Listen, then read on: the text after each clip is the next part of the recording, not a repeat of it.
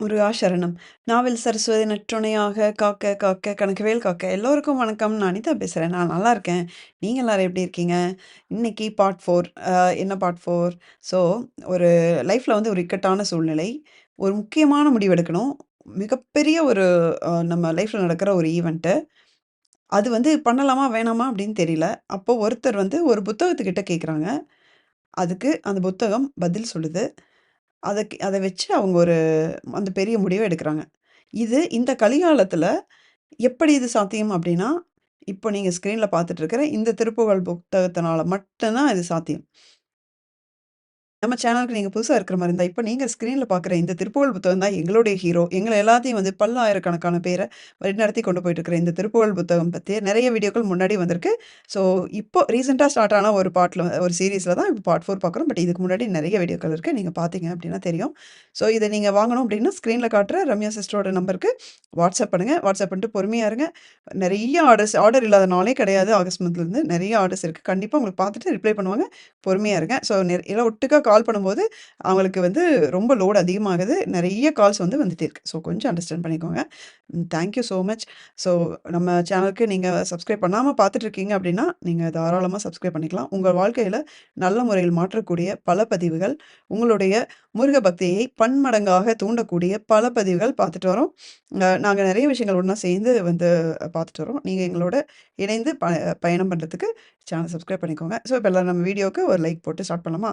So நெறைய voice message இருக்கு குட்டி குட்டியா. நடுவுல நடுவுல நானும் பேசுவேன். இப்போ ஒரு வாய்ஸ் மெசேஜ் போடுறேன். ஓகேவா? சகோதரியோட வாய்ஸ் வந்து ரொம்ப லோவா இருந்ததுனால வந்து அ அவங்களோட ஒரு சின்ன பிட் மட்டும் போடுறேன். அவங்க வந்து இப்போ நம்ம திருவண்ணாமலையில விளக்குக்கடை ராஜலட்சுமி அக்கா அவங்க நடத்தின ஒரு நாள் 36 உண்டு. அந்த ஃபங்ஷன்ல நம்ம வந்து 1250 புத்தகம் வந்து நன்கொடை பண்ணோம். அத நான் உங்களுக்கு போன வீடியோல சொல்ல மறந்துட்டேன். அவங்க ஸ்டேஜ்ல கூட வந்து அக்கா பேசியிருப்பாங்க. ஸோ இந்த சகோதரி அங்க போயிட்டு புக் வந்து அவங்களுக்கு கிடைச்சிருக்கு. நன்கொடை கிடைச்சிருக்கு. அத வாங்கிட்டு வீட்டுக்கு வந்திருக்காங்க. வந்ததுக்கப்புறம் என்ன நடக்குதுங்கிறது மட்டும் நீங்க அவங்களோட வாய்ஸ்ல கேட்டுக்கோங்க.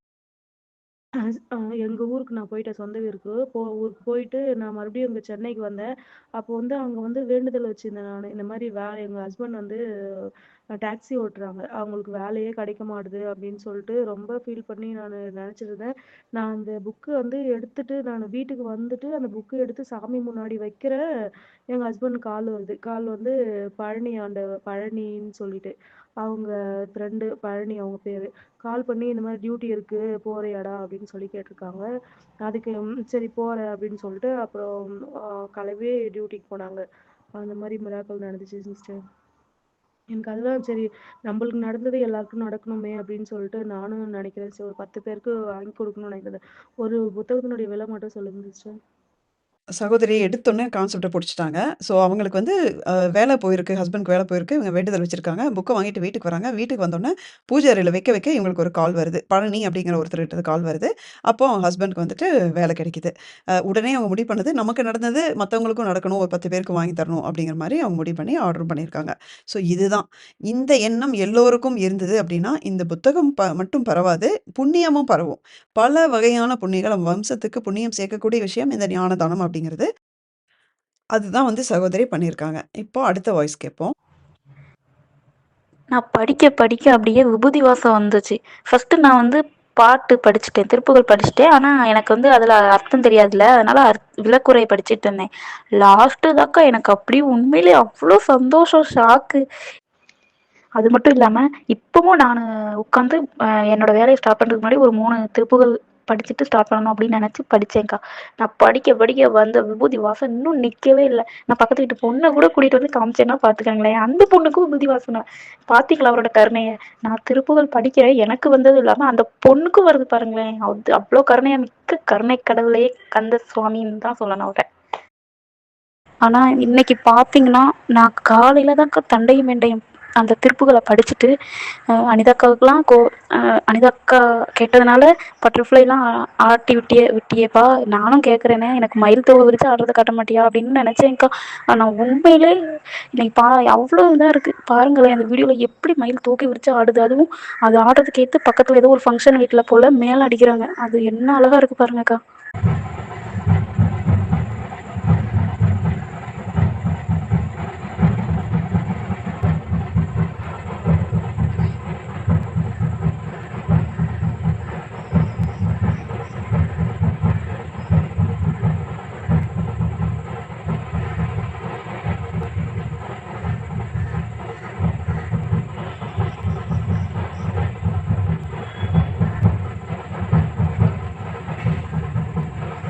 ஒரு தோட்டத்துல மயில் ஆடுறது ஒரு சகஜமான விஷயம் தான். ஆனா, இது வந்து முருகப்பெருமானுடைய செயல் எப்படின்னு நான் சொல்றேன் அப்படின்னா, சகோதரி வந்து இன்னும் லாங் வியூ நான் வந்து வீடியோவ கிராப் பண்ணிட்டேன் மயில் உங்களுக்கு தெரியணுன்ட்டு.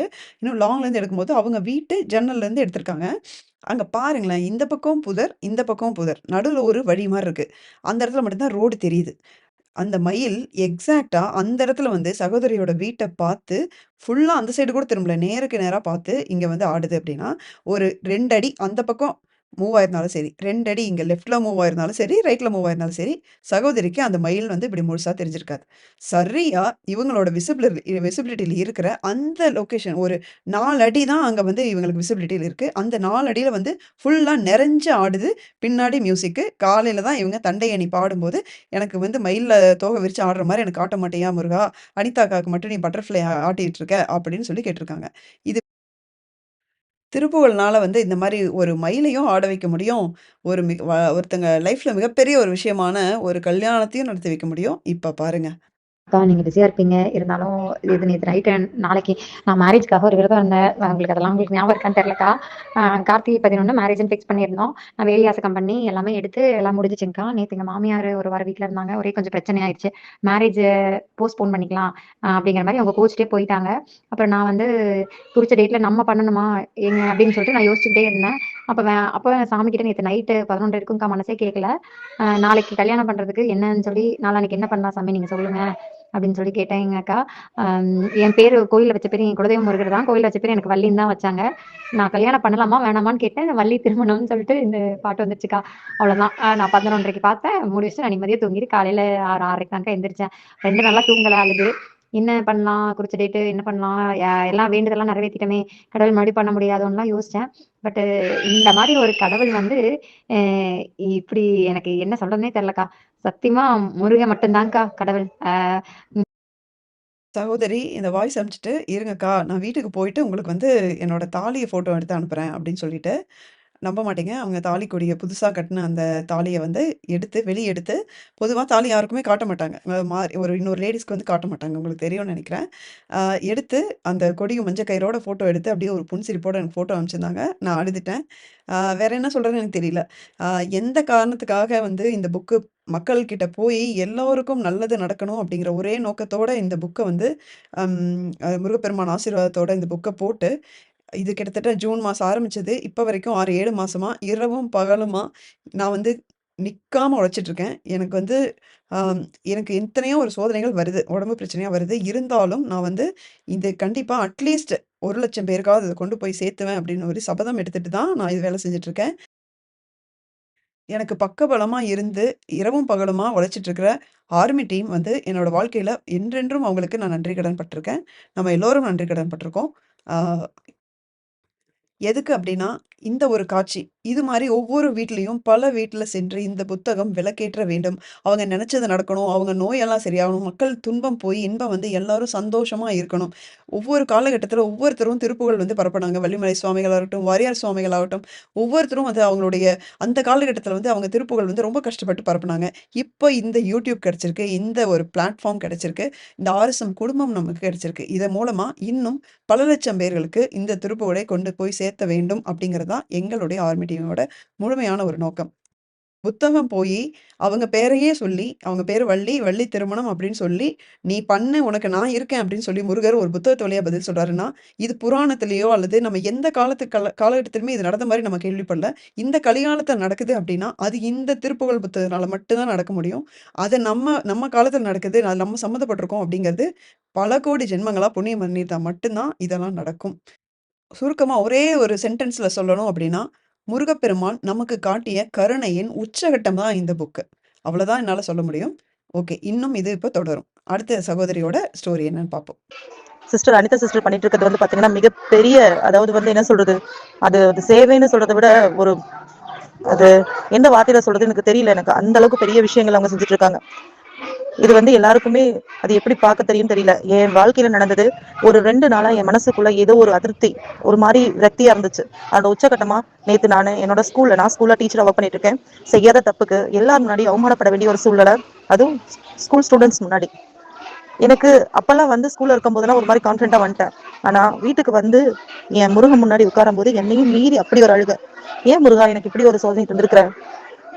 அதுவும் ஒரு மதிப்பு மிக்க ஒரு ஆசிரியர் அப்படிங்கும்போது அதுக்குள்ள மாணவர்களுடைய இதை இருக்கு, காப்பாற்றக்கூடிய நிலைமை இருக்கு. ஏன்னா நான் அந்த இடத்த விட்டு வெளியே வந்துட்டா அப்படின்னா அவங்க வந்து வேலை வழி தவறி போகக்கூடிய சான்சஸ் இங்க நிறைய இருக்கு.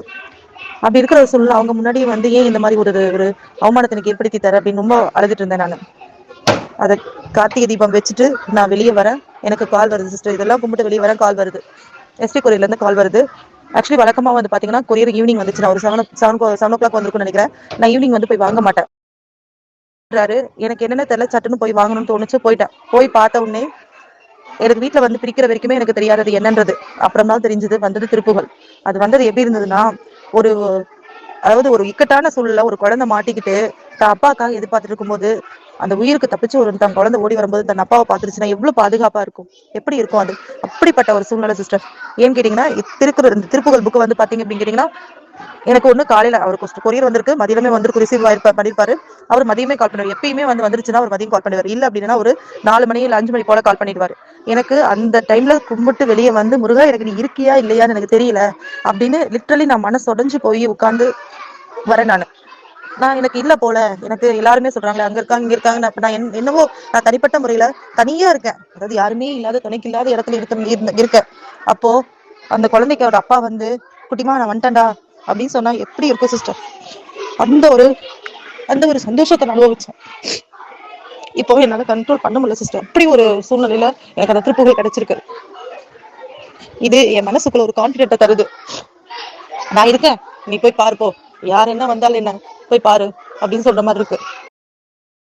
நான் உடம்பு கூட வந்து வலிமை இழந்து போனா ஏதாவது ஒண்ணு பண்ணிக்கலாம். ஆனா மனசு வலிமை இழந்துட்டு அதை திருப்பி கொண்டு வருதுன்றது ரொம்ப கஷ்டம். அந்த ஒரு கான்பிடென்ட்டை நீங்க எனக்கு கொடுத்துருக்கீங்க. Thank you so much. Thanks a lot. எனக்கு இப்போ என்னுடைய என்ன சொல்றது, என்னுடைய பலம் எனக்கு திருப்பி கிடைச்ச மாதிரி இருக்கு, யானை பலம் கிடைச்ச மாதிரி இருக்கு. நான் அடுத்தடுத்து எழுந்து ஓடுறதுக்கு இது ஒரு அடித்தளமா இருக்கும் சிஸ்டர். கண்டிப்பா கூடிய சீக்கிரம் அடுத்தடுத்து சில நல்ல விஷயங்களை நான் உங்களுக்கு ஃபார்வர்ட் பண்ணுவேன். என்னுடைய ஒரு விஷயங்கள் நடந்ததுன்னா நான் ஒரு 100 புக்கு நான் வந்து வாங்கி தானமா கொடுக்கணும்னு வேண்டியிருக்கிறேன். அது நல்லபடியா நடந்ததுன்னா கண்டிப்பா அதை நான் செய்ய போறேன். இனி வரும் காலங்களை உங்களோட சேர்ந்து நானும் வந்து இந்த நம்மளுடைய முருக சேவையில என்னுடைய பங்கும் இருக்கும்.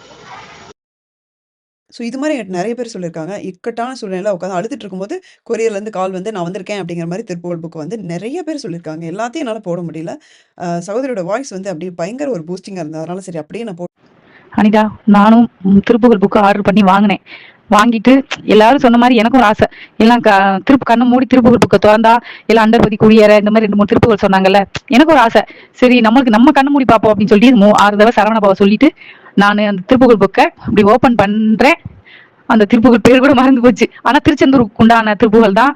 யமன் வரும் முன் மயில் மேல் ஏறி வந்து எனக்கு காக்க எப்படியோ இருக்கும், மறந்துருச்சு. அந்த இதே வந்துச்சு. எனக்கு ஒரே பயம். சரி விடு அப்படின்ட்டு மறுபடியும் எடுக்கிறேன், மறுபடியும் அதுதான் வருது. அப்புறம் மறுபடியும் எடுக்கிறேன், மறுபடியும் அதுதான் வருது. சரி அன்னைக்கு அதை படிச்சுட்டு அதுக்கப்புறம் அப்படி அந்த 2வது தடவை மறுபடியும் கண்ண மூடி எடுக்கிறேன், மறுபடியும் அந்த யமன் வரும் அதுதான் வருது. சரி விடு, முருகப்பெருமான் ஏதோ சொல்றாருன்னு தான் சரி ஃபர்ஸ்ட் டைம் செகண்ட் டைம் அதானே அப்படின்ட்டு அப்புறம் மறுபடியும் மறுநாள் படிக்கிறேன், மறுபடியும் ஒன்ஸ் டைம் வந்துரும். சரி விடு, நம்ம ஏதோ பாவம் பண்ணியிருக்கோம், அதெல்லாம் கர்மம், அந்த கர்ம வினை கழிக்கிறது தான் முருகப்பெருமான் நமக்கு அதை கொடுத்துருக்காரு அப்படின்னு நினைச்சு விட்டுட்டேன். ஆனா இதை படிக்கிற மட்டும் எனக்குள்ள ஒரு பயம் வந்துகிட்டே இருக்கும். ஏன் முருகப்பெருமான் நம்மள இது பண்ற, ஏன் இதையே கொடுக்குறாரு, அப்ப நம்மளுக்கு சீக்கிரம் நம்ம இறந்துருவோமோ அப்படின்ற பயம் வந்துதான் உங்ககிட்ட நான் அன்னைக்கு வாய்ஸ் மெசேஜ் போட்டேன். அதுக்கு நீங்க பயப்படாதீங்க, 5 வரும், அதனால நீங்க பயப்படாதீங்க, முருகப்பெருமான் உங்க கூட இருக்காரு, அப்பெல்லாம் ஒண்ணும் ஆகாதுன்னு நீங்க சொன்னீங்க.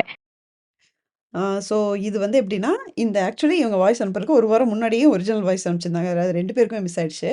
அதில் வந்து சகோதரி ரொம்ப பயந்து போய் பேசியிருப்பாங்க. அப்புறம் அதில் 5 வரும் சிஸ்டர், கவலைப்படாதீங்க அப்படின்னு சொல்லி சொன்னேன். அவங்க அப்படியே நம்பினாங்க, நான் சொன்னதை அப்படியே நம்பிட்டாங்க. இப்போ அடுத்த வாய்ஸ் போடுறேன். கொஞ்ச நாளைக்கு முன்னாடி போன வாரம் தான் நான் ஒரு திருப்புகளுக்கு யமன் வருவான்னு சொல்லி ஒரு திருப்புகளை பத்தி பயந்துகிட்டு உங்கள்கிட்ட ஒரு விஷயம் கேட்டல, நீங்க கூட ஒன்றும் ஆகாதுன்னு சொன்னீங்கல்ல, அதை பத்தி தான் பேச போறேன். இந்த புதன்கிழமை எங்க குலதெய்வம் கோயிலுக்கு நான் போனேன். போய் எக்ஸல் வச்சிருக்கேன், அந்த எக்ஸல்ல தான் போனேன். போய் எங்க ஒரு 1.5 கிலோமீட்டர் தான் இருக்கும் எங்க கோயில். அந்த இடத்துல ஒரு லேசா மண் வாரி விட்டு நான் விழுந்து என் முன்பா போர்ஷன் பூரா வண்டி காலி இதாயிருச்சு. எனக்கு கையில முட்டில ரைட் சைடு முட்டில மட்டும்தான் எனக்கு அடிபட்டிருக்கு. அது கூட கொஞ்சம் வலிக்குது, அது சரியாயிரும். அந்த அப்படியே அந்த ரத்தத்தோட அந்த வயல்வெளியில இருக்க தண்ணிட்டு கழுவிட்டு மறுபடியும் அந்த வண்டியை தள்ளிக்கிட்டே போய் சாமி எங்கள் குலதெய்வத்தை கும்பிட்டுட்டு வந்துட்டு அந்த ரத்தத்தோட தான் கும்பிட்டுட்டு வந்தேன். வந்துட்டு மெக்கானிக் ஷெட்ல அந்த ஊரை தான். ஸோ இதுக்கப்புறம் ஒரு வாய்ஸ் இருக்குல்ல, அதுவும் மிஸ் ஆயிடுச்சு ஆக்சுவலி. அவங்க மெக்கானிக் ஷெட்டுக்கு வந்து போய் வண்டி விட போவாங்க. அவங்க வண்டி பார்த்து ஷாக் ஆயிருவாங்க ஆக்சுவலி. "இதுலயா நீங்க வந்தீங்க?" அப்படின்னு சொல்லிட்டு, "நீங்களா ஓட்டுனீங்க?" அப்படின்னு கேட்பாங்க. இந்த வண்டி வந்து இப்படி அடிபட்டபோது, நீங்க உயிர் தப்பிச்சது பெரிய பெரிய விஷயம். கடவுள் தான் உங்கள காப்பாத்தியிருக்கணும்." அப்படின்னு சொல்லி ஒரு வார்த்தை சொல்லும்போது தான் இவங்களுக்கு உரைக்குது. அந்த திருப்புகழ் படிச்சது ஞாபகத்துக்கு வருது. ஏன்னா அவங்க எல்லாம் ஆச்சரியப்பட்டது, இந்த வண்டி இவ்ளோ டேமேஜ் ஆயிருக்குன்னா, நீங்க வந்து அது ஓட்டுன இடத்துலயே இருந்து இவ்ளோ டேமேஜ் ஆயிருக்கு அப்படின்னா, நீங்க வந்து தப்பிச்சது அதிசயம் தான் அப்படின்னு சொல்லிட்டாங்க அவங்க. ஸோ இவங்களுக்கு ஞாபகத்துக்கு வந்திருக்கிறது, ஓகே, முருகப்பெருமான் ஏன் அந்த திருப்புகழ் எடுத்து குடுத்து படிக்க வச்சாரு? அதுவும் டெய்லி அட்லீஸ்ட் ஒரு தடவையாவது எடுத்து குடுத்து படிக்க வச்சிருக்காரு. அதுக்கு வந்து காரணம் இப்ப தான் புரிஞ்சது. அதுதான் சகோதரி சொல்லியிருப்பாங்க. அனிதா, அந்த திருப்புகள் படிச்சதுனால தான் இன்னைக்கு இந்த சின்ன காயத்தோட நான் தப்பிச்சிருக்கேன் அனிதா. இதுக்கு எல்லாமே முருகப்பெருமானுக்கு தான் நான் நன்றி சொல்லணும். ரொம்ப ரொம்ப நன்றிப்பா. ஸோ இந்த மாரி திருப்புகழ் உங்களுக்கு ரிப்பீட்டடா முருகப்பெருமான் எடுத்து குடுத்தா, ஃபர்ஸ்ட்டு பயப்படாதீங்க. ஒரு கடவுள் வந்து "இதோ பார்த்துக்கோ, இந்த புக்ல பார்த்துக்கோ, நீ இது மாரி உனக்கு யமன் வரப்போறான்." இப்படி ஏதாவது எந்த கடவுளாவது சொல்லுமா? நீங்க யோசிச்சு பாருங்களேன். அவர் அப்படி சொல்லுவாரா? "நான் இருக்கேன் பயப்படாத" அப்படின்னு அதுக்காக தான் எடுத்து குடுக்குறாங்க. அவர் கண்ண மூடிட்டு என்ன திருப்புகழ் எடுத்து குடுத்தாலும் நீங்க வந்து அத படிச்சுருங்க அவ்வளோதான். அப்புறம் அவர் இருக்காரு. ஸோ யாருமே இந்த மாரி பயப்படாதீங்க. நீங்க பயப்படாம இருக்கிறதுக்கு தான் வந்து மயில் மேல வரப்போறாரு அப்படிங்கிறது எல்லாமே. ஓகேங்களா? ஸோ நீங்க அந்த யமன்ங்க ஒரு வார்த்தைக்கு பயப்படுறீங்களே, முருகர், மயில், வேல்னு எத்தன வார்த்தை இருக்குது. நீங்க அந்த வார்த்தைய பார்த்து நீங்க வந்து உங்களுக்கு நம்பிக்கை அதிகமாகணும். ஓகேங்களா? நீங்க என்ன ரீச் பண்ண முடியாதவங்களுக்காகவும் இத நான் சொல்லிக்கிறேன். ஸோ இதுதான் இன்னைக்கு இன்னைக்கு பார்ட் 4ல நம்ம பார்த்தது.